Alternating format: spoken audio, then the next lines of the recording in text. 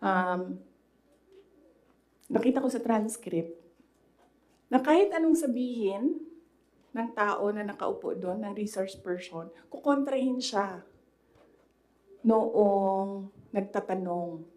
Walang tamang sagot sila tatanggapin. Kahit yung COA na mismo ang nagsabi kung ano yung trabaho niya, hindi nila tinatanggap na sagot. Kasi bakit ba?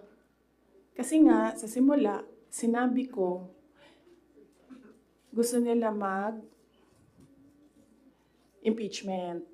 Hindi nila magawa kasi wala silang kaso for impeachment. So, ang ginagawa nila dyan, nagfi-fishing sila na nagfi-fishing, gahanap sila ng hanap. Alam nyo, before ako umupo, alam ko, impeachable officer ako.